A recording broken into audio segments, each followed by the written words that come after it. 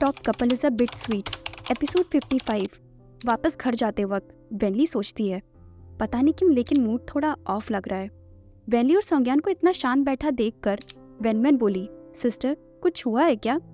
तभी सोंगयान का phone ring करने लगता है। सोंगयान फोन को स्पीकर पर लगा देता है और वेनली उसकी बातें ध्यान से सुनने लगती है। जुनशुआ सोंगयान से बोला, सीनियर, एक लाइन है जो मुझे बहुत परेशान कर रही है। समझ नहीं आ रहा कि इसे कैसे इमोशंस के साथ बोलूं। क्या आपने ऑलरेडी ब्रेक ले लिया है? मुझे आपकी थोड़ी हेल्प चाहिए थी। ये सुनकर वेनली बोली, तुम्हारा जूनियर अभी भी प्रैक्टिस कर रहा है, तुम उसके साथ थोड़ी देर और क्यों नहीं रुके? क्या तुम अपने जूनियर को ऐसे ट्रीट करते हो? सोंगयान थोड़ा उखड़े अंदाज में ताना मारते हुए बोला, लगता है तुम्हें मेरे जूनियर की कुछ ज्यादा ही परवाह हो रही है। वेनली भी ताना मारते हुए बोली, नहीं, मुझे लगा तुम उसके साथ ज्यादा अच्छे से रिहर्सल कर रहे थे। मेरे साथ तो तुम लाइंस भी याद नहीं कर पा रहे थे। वेनली सोचती है, यहाँ तक कि जब तुमने उसे जमीन पर गिराया था तब तुम दोनों की नाक भी टच होने वाली थी। सोंगयान बोला, अगर तुम्हें उसकी चिंता नहीं हो रही थी तो रिहर्सल के टाइम तुम उसे इतना गौर से क्यों देख रही थी? वेनली भी गुस्सा करते हुए बोली, और तुम्हारा क्या मिस्टर सॉन्ग, मैंने देखा कि किस तरह तुम उसे इतने प्यार से सिखा रहे थे और मेरे साथ तो तुम लाइंस पर भी फोकस नहीं कर पा रहे थे। सोंगयान उदास होकर बोला, मैं तुम्हारी वजह से फोकस नहीं कर पा रहा था। फिर सोंगयान और वेनली दोनों एक दूसरे को गुस्से में घूरकर देखने लगते हैं। वेनली आगे बोली, मैं तुम्हारे जूनियर को बीच में इसलिए लाई क्योंकि तुम मुझसे ज्यादा उसके साथ अच्छे से पेश आ रहे थे। तुमने खुद हमारे बीच ये पार्शियलिटी की, बताओ क्यों? सोंगयान बोला, पार्शियलिटी? मैंने? आखिरकार असलियत में पार्शियलिटी कर कौन रहा था? वेनली और सोंगयान को इतनी देर से बहस करता देख वेनवेन दोनों को रोकते हुए बोली, स्टॉप सिस्टर, मिस्टर सॉन्ग, अब हम सभी बड़े हो चुके हैं।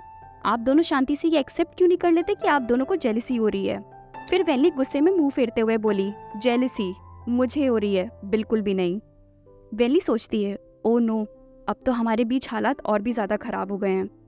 थोड़ी देर बाद दोनों घर पहुंच जाते हैं। वेनली बोली, पहले मैं नहाने जा रही हूँ। सोंगयान बोला, ठीक है तुम जाओ, मैं तब तक वेट कर लेता हूँ। वेनली ब्लश करते हुए बोली, तुम्हें अब सो जाना चाहिए, हमें कल सुबह जल्दी रिहर्सल के लिए भी निकलना है। वेनली सोचती है, माना कि हमारे रिश्ते में पहले से थोड़ा सुधार हुआ है, लेकिन कल हमें काम पर भी जाना है। क्या ये सच में आज रात वो करने की प्लानिंग कर रहा है? क्या काम की वजह से ये इतना ज्यादा फ्रस्ट्रेट हो गया है? वेनली की बातें सुनकर सोंगयान थोड़ा कंफ्यूज हो जाता है और बोलता है, इंतजार करने का कल के रिहर्सल से क्या मतलब है? सोंगयान सोचता है, कल चाहे जो भी शेड्यूल हो, लेकिन मुझे भी नहाकर सोना है। या सोंगयान नहाने की बात कर रहा था और वेनली तो वेट करने का मतलब कुछ और ही समझ बैठी थी। वेनली समझ जाती है कि उससे समझने में कुछ गलती हुई है। वो तुरंत जोर से बाथरूम का दरवाजा बंद करते हुए बोलती है, कुछ नहीं, अब मैं नहाने जा रही हूँ। अजीब है, सोंगयान सोचता है। फिर सोंगयान दिमाग लगाने की कोशिश करने लगता है कि आखिरकार वेनली कहना क्या चाह रही थी। सोंगयान सोचता है, कहीं ये... वहीं दूसरी तरफ वेनली शर्म से अपने मुंह पर हाथ रख लेती है और सोचती है, मैंने कुछ ज्यादा ही सोच लिया, पहले मैं नहाकर खुद को शांत कर लेती हूँ। तभी बाथरूम के दरवाजे पर नॉक करने की आवाज आती है। बाहर से सोंगयान वेनली को छेड़ते हुए बोला, मिसेस फैन, थोड़ा जल्दी करो, या फिर हम जल्दी भी नहा सकते हैं अगर हम दोनों साथ में नहाएंगे तो। वेनली बाथरूम के अंदर से चिल्लाते हुए बोली, भाड़ में जाए जल्दी नहाना और भाड़ में जाए साथ में नहाना। सोंगयान और थोड़ा सा चिढ़ाते हुए बोला, तो मिसेस फैन, मुझे ज्यादा वेट मत करवाना। ये सुनकर वेनली ब्लश करने लगती है। सोंगयान आगे बोला, आखिरकार लॉन्ग लिव एम्प्रेस ट्रॉगर में बहुत सारे डायलॉग्स हैं, हमें साथ में थोड़ा और प्रैक्टिस करना चाहिए।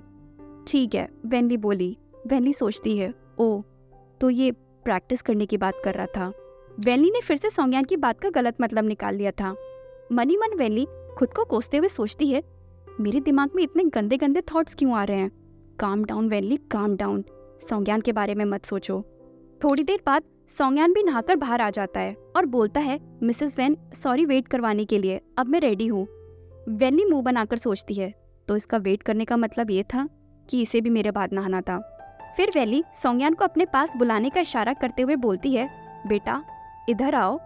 बेटा सुनकर तो सोंगयान का मूड ही ऑफ हो जाता है। सोंगयान बोला, क्या कहा तुमने मुझे अभी? वेनली स्क्रिप्ट दिखाते हुए बोली, तुम्हारी शाही माँ तुम्हें बुला रही है, चलो जल्दी से आके अपनी शाही माँ के साथ प्रैक्टिस करो। वेनली सोचती है, आखिर इस स्क्रिप्ट में तुम मेरे बेटे जो बने हो। डॉगर एम्प्रेस वाली स्क्रिप्ट जो वेनली को मिली थी उसमें वेनली सोंगयान की माँ का रोल प्ले कर रही थी। फिर सोंगयान वेनली के गालों को खींचते हुए बोला, एक बार जरा फिर से बोलना। वेन्नी बोली, इसे कैरेक्टर में आना बोलते हैं। क्या तुम एक्टर नहीं हो? तुम्हें इतना भी नहीं पता? सोंगयान बोला, ज़रा हमारी एज को कंपेयर करो तो ज़रा। क्या तुम्हें सच में ऐसा लगता है कि तुम मेरे जितना बड़ा बेटा पैदा कर पाओगी जो तुमसे उम्र में बड़ा हो? वेनली बोली, तुम्हें कैसे पता कि मैं नहीं कर पाऊंगी? सोंगयान बोला, तो एक काम करो, तुम मुझे एक बच्चा पैदा करके दिखाओ। तुम्हें पता है ना, एक बच्चे को पैदा करने में 2 लोगों की ज़रूरत पड़ती है। क्या इसमें मैं तुम्हारी थोड़ी हेल्प कर दूँ? फिर वेनली सोंगयान के फेस को टच करते हुए बोली, बिल्कुल, एक बच्चा होगा जिसके फादर तुम होगे। और फिर सोंगयान और वेनली दोनों एक दूसरे को किस करने लगते हैं।